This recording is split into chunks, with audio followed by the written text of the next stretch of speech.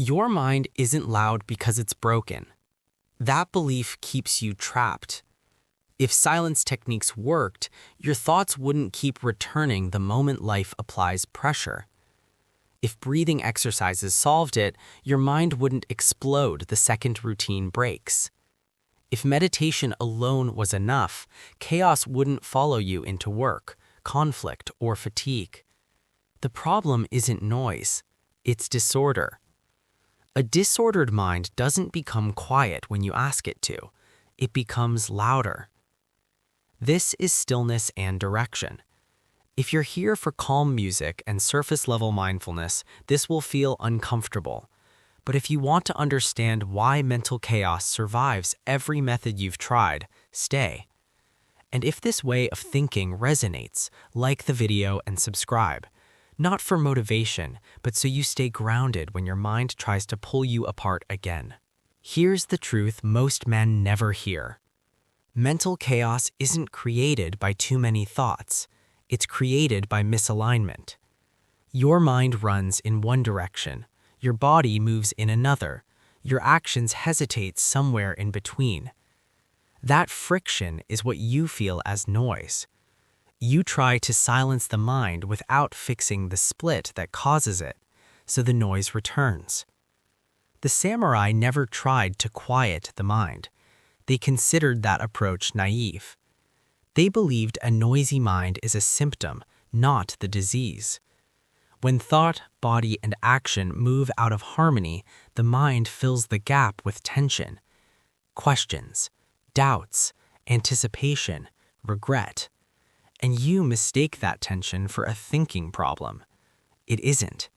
It's a coordination problem. Modern men live divided lives. They think about work while resting. They plan the future while performing the present. They replay the past while trying to move forward.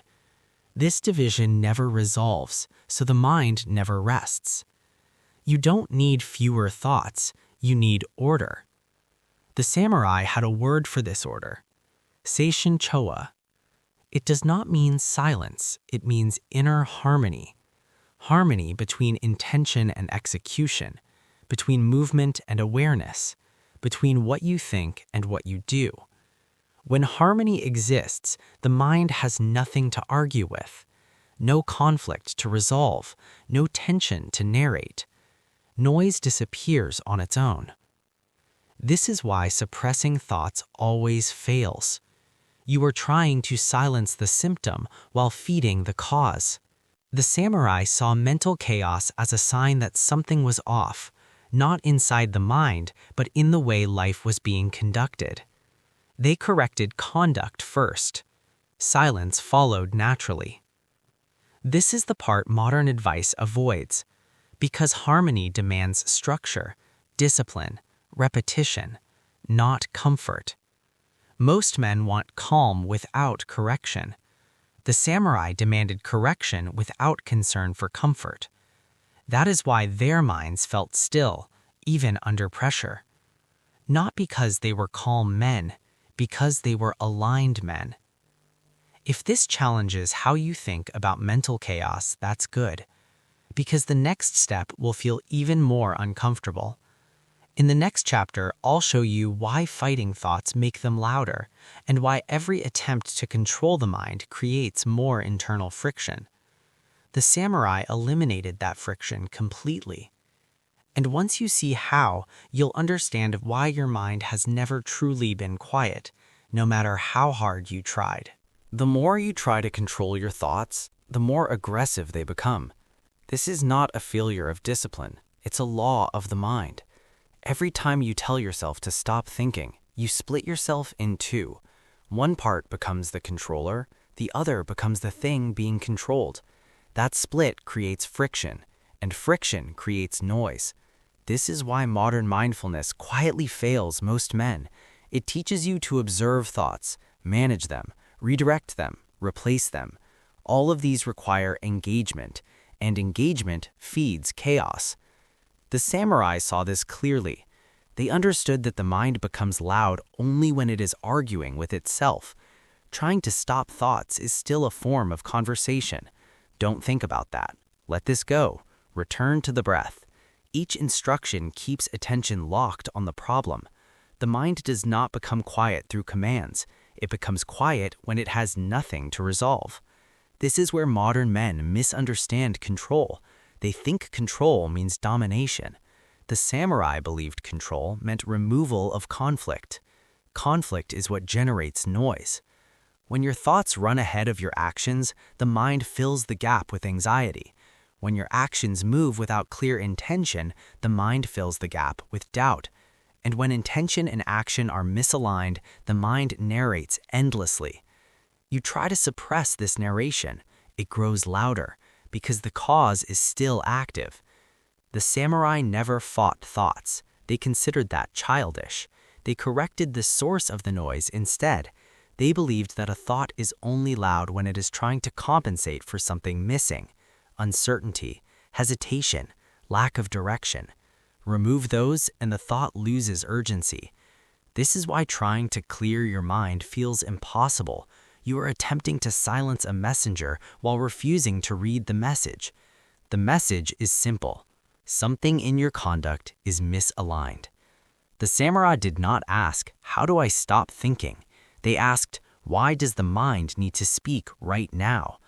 That question changes everything because it shifts the solution away from suppression and toward alignment. When action becomes precise, thought becomes minimal. When routine becomes stable, the mind stops scanning for danger. When direction is clear, inner dialogue collapses. Modern men do the opposite. They live loosely and try to think precisely. The samurai lived precisely, so they didn't need to think excessively. This is the reversal most people never make, and until you make it, your mind will remain loud, no matter how many techniques you try. In the next chapter, I'll reveal the core principle the samurai used to create this alignment, a method that does not calm the mind directly, but makes chaos unnecessary. Seishin Chowa, inner harmony. This is where the noise truly begins to fade.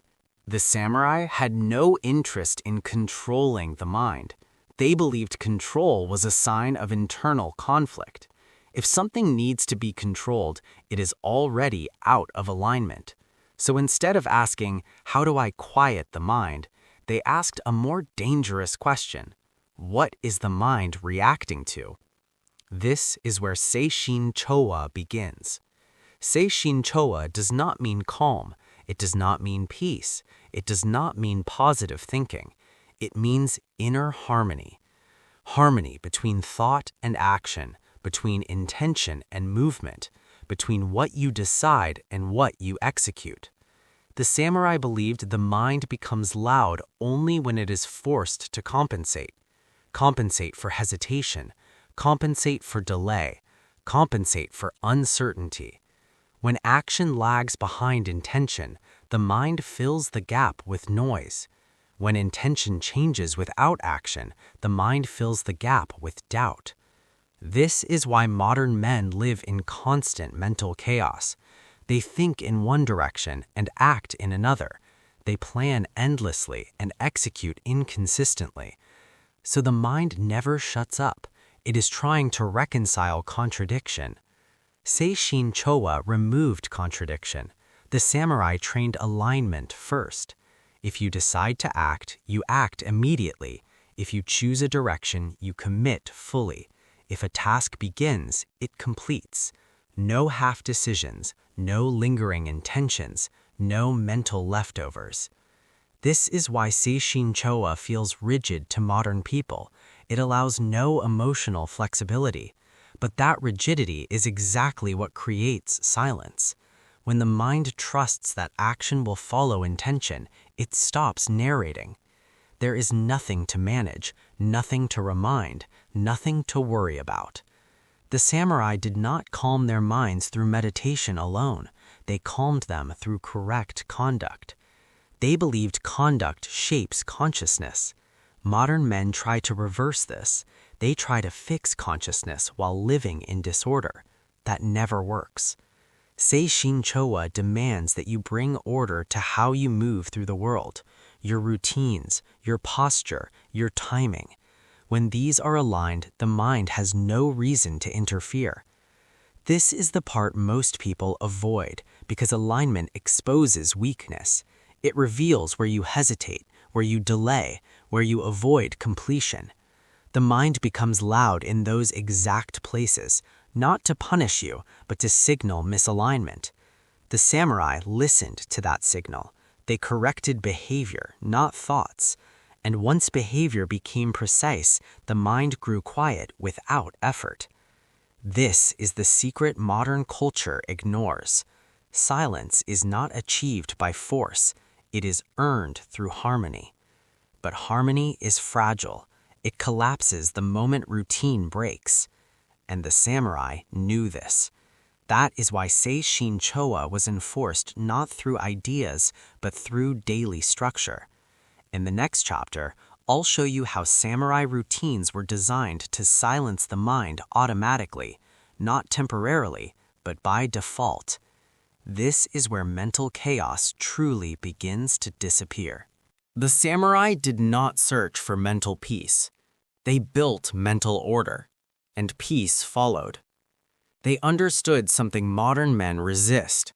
A quiet mind is the result of predictable conduct. Not comfort, not relaxation, not escape. Routine was the samurai's primary weapon against chaos. Not because routine is calming, but because it removes negotiation.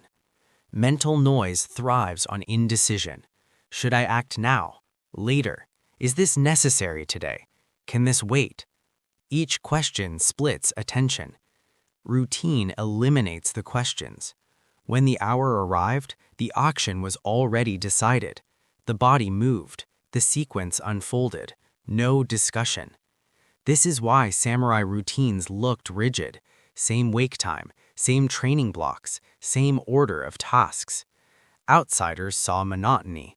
The samurai saw mental relief. Because repetition trained the nervous system, the mind learned what to expect. And when the mind expects correctly, it stops scanning for threat. Chaos is often misinterpreted as overthinking. In reality, it is hypervigilance, a mind constantly checking for uncertainty. Routine starves uncertainty. When tomorrow looks like today, the mind stops rehearsing possibilities. This is why chaos spikes during unstructured days, weekends, holidays, periods without routine. Modern men call this rest. The samurai called it dangerous, because structure collapses and the mind regains authority.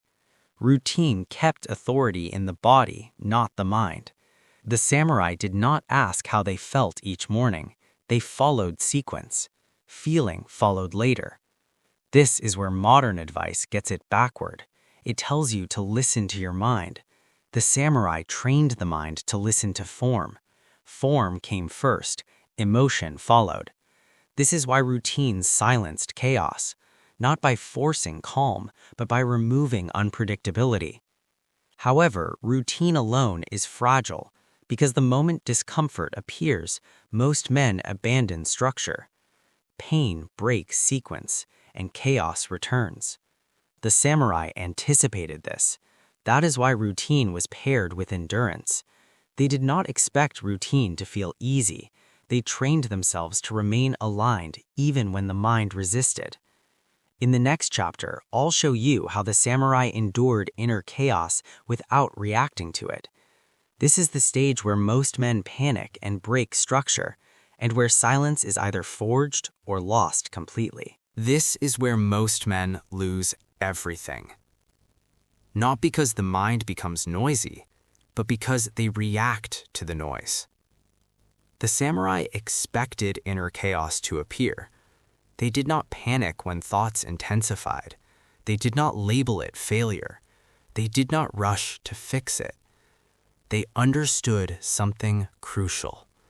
Chaos is loudest right before it loses power. Modern men experience mental noise and immediately interfere. They adjust posture, they change techniques, they distract themselves, they abandon structure. Every reaction reinforces the chaos. because reaction tells the mind, this matters. The samurai refused to give chaos that authority. They trained non-reaction, not suppression, not denial, endurance. When the mind became loud, they did nothing. Posture remained correct, breath remained steady, action continued as planned. This is where Seishin Choa is truly tested. Harmony is easy when the mind is calm. It is forged when the mind is not. The samurai believed reaction was the real enemy. Thoughts were harmless. Sensations were temporary. Reaction was what fractured alignment. Most men confuse endurance with toughness. They think endurance means pushing harder. The samurai knew endurance meant not changing conduct, even when the mind demanded change. This isn't working. I should stop. I need relief. They ignored the narrative. Not aggressively, not emotionally, silently. This silence is what broke chaos. When chaos failed to change behavior, it lost purpose. The mind speaks loudly only when it believes it can influence action. Once that belief disappears, the noise fades. This is why modern men never silence their minds. They negotiate with every sensation. They ask the mind for permission to continue. The samurai never asked. They trusted structure over sensation. They allowed discomfort to exist without granting it meaning. This is the discipline modern culture avoids teaching because it feels cruel, but it is precise. The samurai did not believe in emotional comfort.